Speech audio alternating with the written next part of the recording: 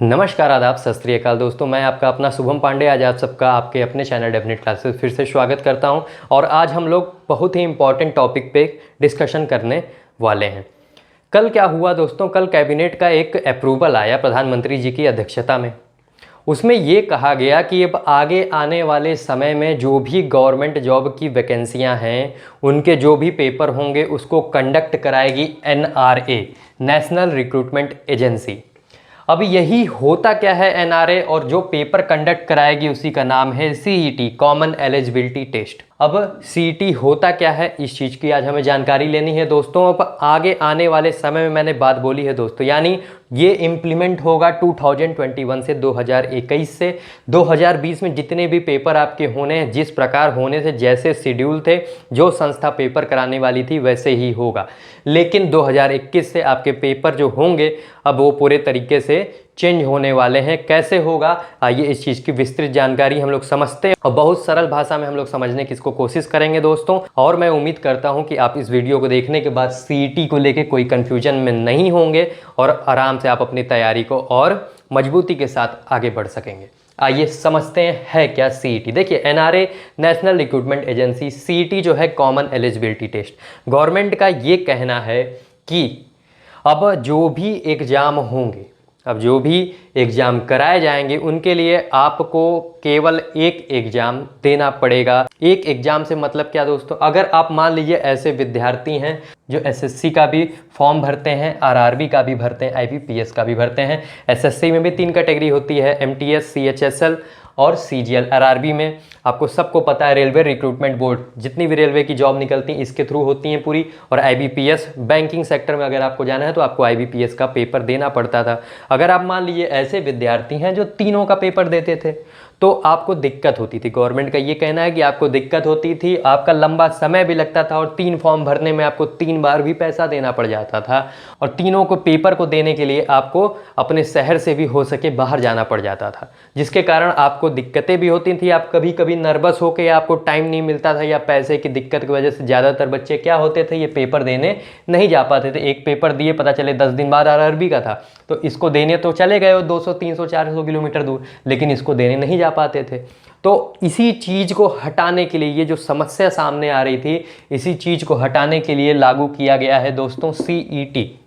मतलब ये कि 2021 से अगर आप SSC के एस्पिरेंट हैं, RRB के एस्पिरेंट्स हैं या IBPS के एस्पिरेंट्स हैं, आपको अलग अलग फॉर्म भरने की ज़रूरत नहीं है।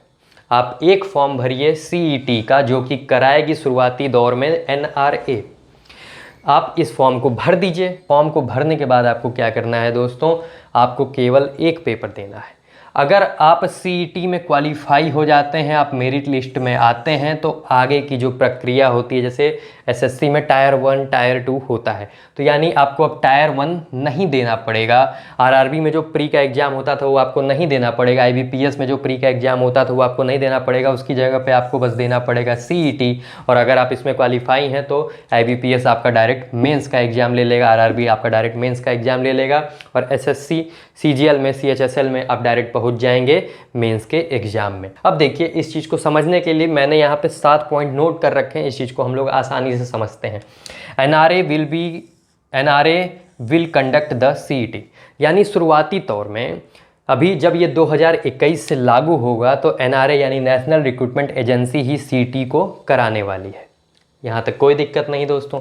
A single exam will be held, अभी मैंने आपको बताया कि अब आपको अलग अलग पेपर नहीं देना पड़ेगा, यानी प्री या टायर 1 जिसको आप कहते हैं वो अलग अलग हर एग्ज़ाम के लिए नहीं देना पड़ेगा। आपको केवल एक पेपर देना है CET, और फिर टायर 2 या मेंस का एग्ज़ाम आपको अलग अलग संस्थाएं, आप जिस डिपार्टमेंट में जाना चाहते हैं उस हिसाब से अगर वह चाहती हैं, वह रिक्रूटमेंट एजेंसियाँ चाहती हैं तो आपसे या तो रिटन एग्ज़ाम ले लें CET के बाद, या डायरेक्ट इंटरव्यू ले के ही आपको नौकरी दे दें, यानी a single exam will be held. ठीक दोस्तों, CET score will be valid for 3 year. सबसे इंपॉर्टेंट चीज़ दोस्तों, ये जो CET में आप स्कोर लाए रहेंगे, ये वैलिडिटी इसकी रहेगी 3 साल की, यानी 3 साल के अंदर जो भी गवर्नमेंट जॉब निकलेंगी उसमें आपको प्री नहीं देना है, आप डायरेक्ट मेंस दे सकते हैं। या अगर मान लीजिए जो भी डिपार्टमेंट आपका एग्ज़ाम ले रहा है, आप जिस डिपार्टमेंट का फॉर्म भरे हैं, अगर वो डिपार्टमेंट ये कहता है कि हमें अब रिटर्न नहीं कराना है, हम डायरेक्ट इंटरव्यू लेंगे और तुमको सिलेक्शन दे देंगे, तो वह CET के भी आधार पर ये काम कर सकता है। और इसकी वैलिडिटी जो है ये स्कोर, यानी आपको अगर आज के दिन आपका रिजल्ट डिक्लेयर हो गया सीईटी का, तो आज से 3 साल तक ये स्कोर वैलिड रहेगा आपके पास। 3 साल के अंदर आपको नौकरी पा जानी है इन डिपार्टमेंट के अंदर। अगर आप इसमें अक्षम हो जाते हैं, अगर आप क्वालिफाई नहीं कर पाते 3 साल के अंदर, तो फिर से आपको सीईटी देना पड़ेगा, उसके बाद ही आप फिर फॉर्म भर पाएंगे दोस्तों। अब देखिए, each candidate will have 2 additional chances to improve his or her score. इन 3 साल के अंदर आपको 2 चांस और दी जाएगी। मान लीजिए कि आपने पहली बार एग्ज़ाम दिया, ठीक है दोस्तों। जब आप पहली बार एग्ज़ाम दिए तो आपके नंबर मान लीजिए एज एन एग्जाम्पल आ गए 40, और जब आप फिर चाह रहे हैं कि यार मेरा ये नंबर कम रह गया, किसी कारणवश मैं मेहनत नहीं कर पाया था या कोई ऐसी समस्या आ गई जिसके कारण मेरा नंबर कम हो गया, तो गवर्नमेंट आपको चांस देगी कि आप इन्हीं 3 साल के अंदर 2 बार और सीईटी को दे सकते हैं। और अगर बाई चांस आपने दूसरी बार दिया और आपका नंबर आया 55, और आपने फिर कोशिश की और ये सोचा कि यार इस बार तो मेरा और नंबर अधिक आएगा, लेकिन इत्तेफाक से आ गया 35, तो आप इसको बड़े आराम से लगा सकते हैं। यानी जो भी आपका सबसे ज़्यादा नंबर रहेगा उसको गवर्नमेंट कंसीडर कर लेगी। ये बात यहाँ तक आपको मेरे समझ से कोई दिक्कत नहीं होगी। अब हम लोग आगे की ओर बढ़ते हैं। Every district will have at least 1 exam centre, यानी हर एक डिस्ट्रिक्ट में शुरुआती तौर पे 117 चुनिंदाओं डिस्ट्रिक्ट को लिया जाएगा। चुनिंदाओं डिस्ट्रिक्ट में ये सेंटर बना दिया जाएगा सीईटी एग्ज़ाम का, लेकिन आगे आने वाले समय में हर एक डिस्ट्रिक्ट में एक एग्ज़ाम सेंटर होगा सीईटी एग्ज़ाम सेंटर के नाम से। ये प्रस्तावित अभी किया गया, देखिए नाम क्या रखा जाएगा, लेकिन ये गवर्नमेंट ऐसा कह रही है कि एक एग्ज़ाम सेंटर हर डिस्ट्रिक्ट में बनाया जाएगा, ताकि जो भी बच्चे जिनके पास इकोनॉमिकल कंडीशन अच्छी नहीं थी, जो दूर दराज पेपर पड़ जाने की वजह से पेपर को छोड़ देते थे, उनकी ये समस्याएं दूर हो जाएं। यानी हर एक डिस्ट्रिक्ट में एक एग्ज़ाम सेंटर आपको मिलने वाला है। और सेपरेट सीईटी होगा। सेपरेट सीईटी से मतलब यहाँ ये है दोस्तों कि सीईटी को 3 कैटेगरी में बांटा जाएगा। कौन कौन सी 3 कैटेगरी हैं? सबसे पहली 10th लेवल, यानी अगर आप 10th क्वालिफाई हैं तो आपको अलग लेवल का सीईटी देना होगा 10th लेवल वालों के लिए। ऑल ओवर इंडिया में जितने भी लोग 10th क्वालिफाई हैं उनके लिए सीईटी एक अलग पेपर डिज़ाइन करेगी। यानी जो भी ऐसी जॉब होती हैं जिनके अंदर 10th एलिजिबिलिटी मांगता है, 10th कंप्लीट मांगता है, उनके लिए आपको सीईटी 10th लेवल देना पड़ेगा। उसके बाद आएगा मैट्रिक लेवल।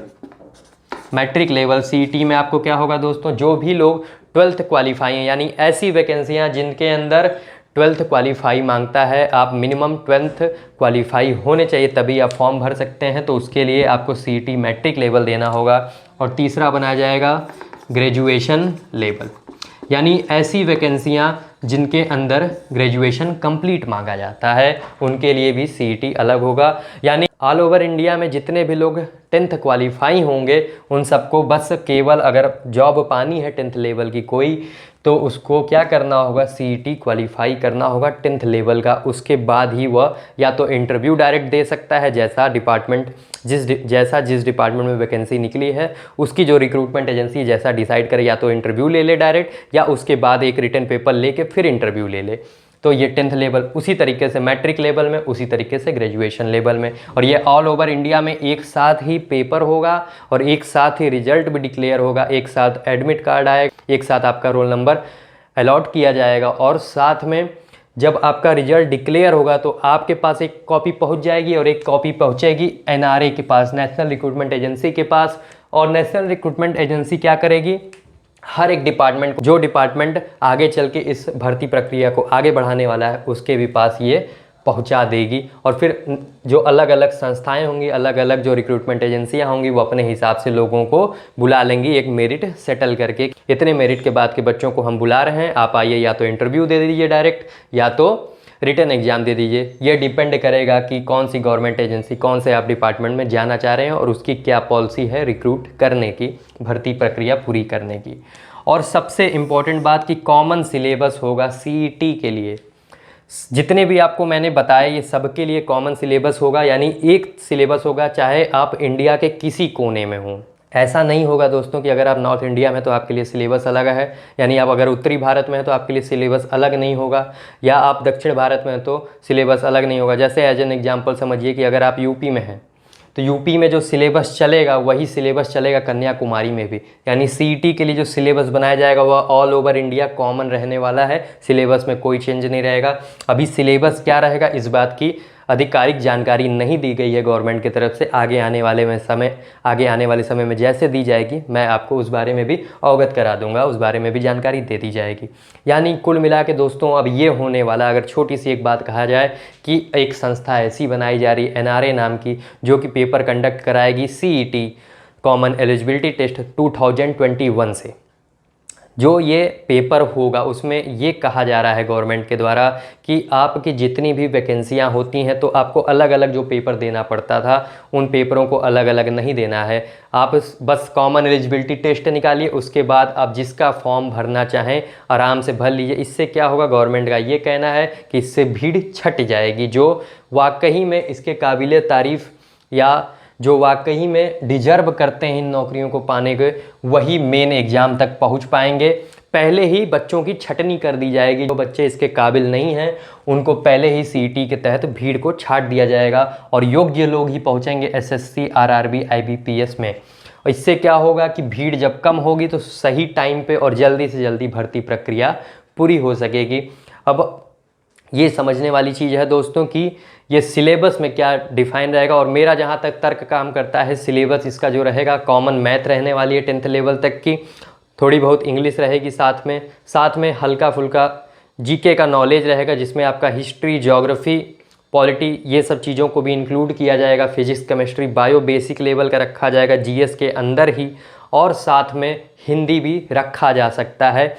और एक बात गवर्नमेंट ने ये और जोड़ दिया है इसमें कि ये तो शुरुआती तौर में जब एनआरए इसका फॉर्म भरवाएगी, एनआरए जब वैकेंसी पूरा करेगी तो शुरुआती तौर में एसएससी, आरआरबी, आईबीपीएस को इंक्लूड किया गया, यानी 3 ही संस्थाओं को इंक्लूड किया गया। लेकिन आगे आने वाले समय में और भी संस्थाओं को इंक्लूड किया जाएगा। और सेंट्रल गवर्नमेंट ने ये एक और पावर दे रखी है कि अगर स्टेट गवर्नमेंट चाहती है, जैसे मान लीजिए कि सीईटी में आपने क्वालिफाई कर लिया और यूपी पीसीएस में वैकेंसी आ गई, तो अगर यूपी गवर्नमेंट चाहे तो जो यूपी पीसीएस निकालने के लिए आपको प्री देना होता है, फिर मेंस देना होता है और फिर इंटरव्यू देना होता है, ये आपको प्री नहीं देना पड़ेगा। अगर आप सीईटी में क्वालिफाई हैं, अगर यूपी गवर्नमेंट चाहे तो डायरेक्ट मेंस का एग्ज़ाम लेके फिर इंटरव्यू ले सकती है और आपको नौकरी दे सकती है। यानी प्री का झमेला अब ख़त्म होने वाला है दोस्तों। आप सीईटी क्वालिफाई कीजिए, किसी भी एग्ज़ाम में चले जाइए, प्री नहीं देना, डायरेक्ट मेंस देना है या तो डायरेक्ट इंटरव्यू देना है। ये सब चीज़ें रहीं दोस्तों सीईटी के बारे में, और उम्मीद करता हूँ आपको सिंपल लैंग्वेज में चीज़ों को समझ में आ गया हो। अगर आपको कोई भी कन्फ्यूजन है दोस्तों तो आप मुझे कमेंट बॉक्स के माध्यम से पूछ सकते हैं अपने कन्फ्यूजन को। फिर आपसे कुछ ही देर बाद हिस्ट्री के सेशन में मिलूंगा, और इसी के साथ मैं दोस्तों वीडियो को विराम देता हूँ। धन्यवाद।